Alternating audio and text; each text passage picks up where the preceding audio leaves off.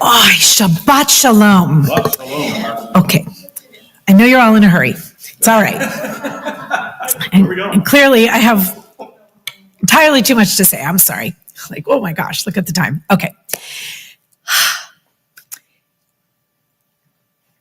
Yesterday, I was moved, encouraged, and comforted to hear a friend of mine who is considerably older, but fabulous, and very, very learned.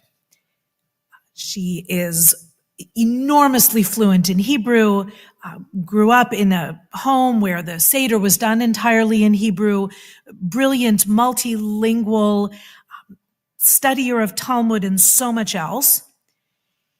To hear her say in a pre-Passover conversation, you know, after all these years, I actually have no idea what we're doing.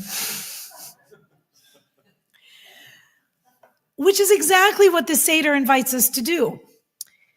The rabbis, when they assembled the Haggadah, and it took centuries, and we could argue it's really still going on, so many amazing options for doing this unbelievable ritual.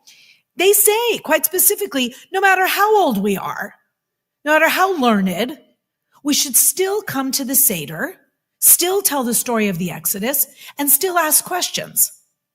Because no matter how many trips around the sun we've had, this is such a rich and multi-layered experience that we could never fully understand all of it. And it is amazing that we can do these rituals year after year after year after year, please God, and always find something new.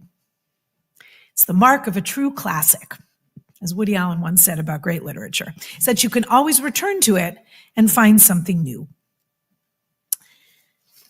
There is so much to uncover in our Seder.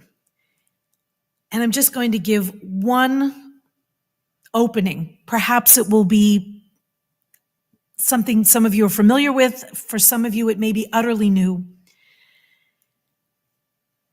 In partial answer to the question, why do we dip 2 times on the night of the Seder? And for most of my life, I was taught gently and simply that the karpas, the green vegetable, was a symbol of spring, and it was dipped into salt water to remember the tears of slavery. I remember learning that as a child at the Hebrew Academy, and they did a very good job with our education. But even in 9 years, there was only so much we could dip into, so to speak. And there it sort of sat, a spring vegetable in salt water. And we are bombarded by so much information in the world. It's really difficult to sort out what to read, what to listen to, what to watch.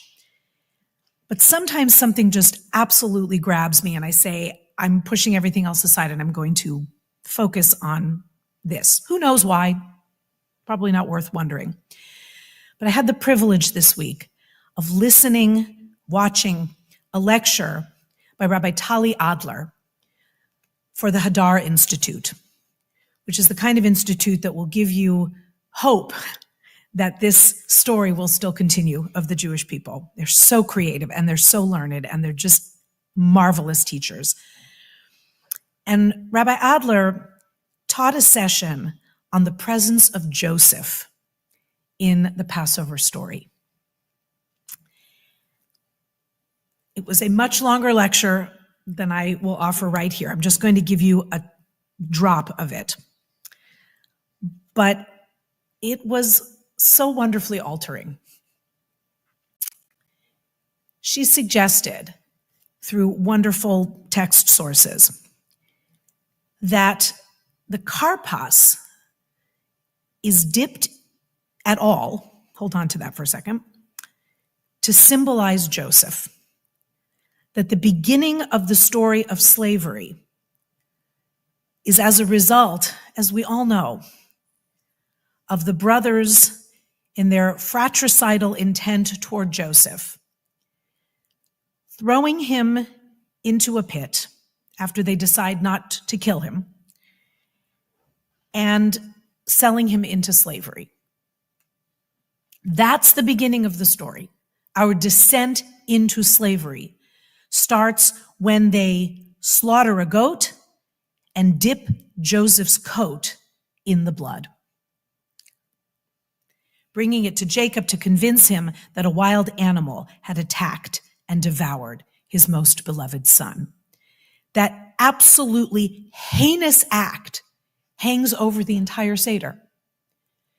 And the karpas can be a reenactment of that, quote, original sin, which led to the long generations of bondage. Apparently, the salt water is a relatively recent innovation. Seems to be attested to only since the Middle Ages. That's recent in Jewish time. And that there is documentation of much earlier Sidarim where a green vegetable of some sort was dipped in vinegar. Not just any kind of vinegar, red vinegar. And might have even been dipped in charoset.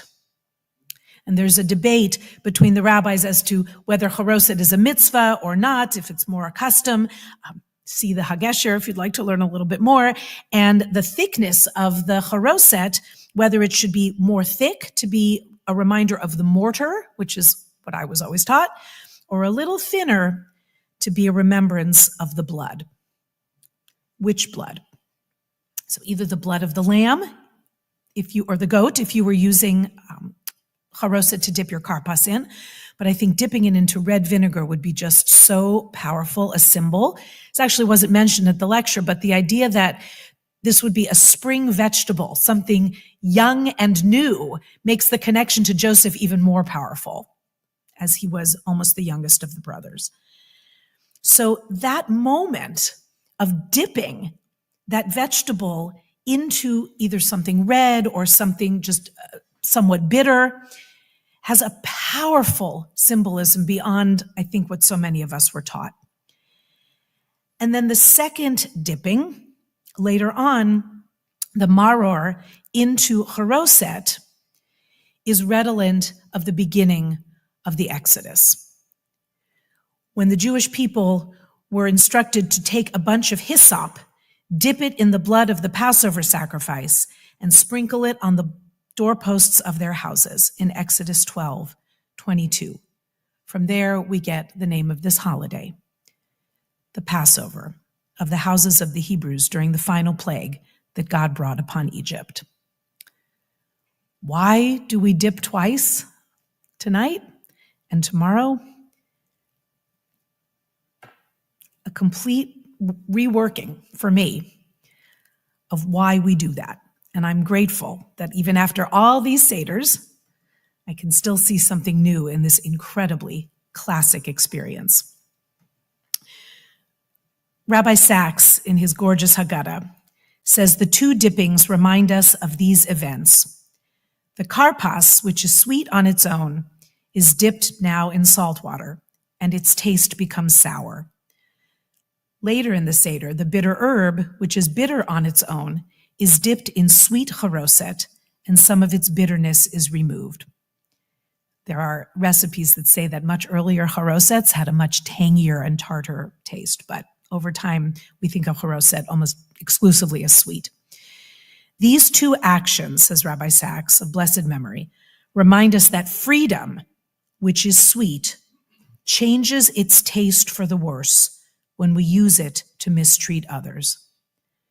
But slavery, which is bitter, is sweetened when collective suffering turns to human solidarity, thus becoming a prelude to freedom. May our Shabbat be a prelude to the festival of freedom, and may it be a sweet and kosher one. Shabbat shalom.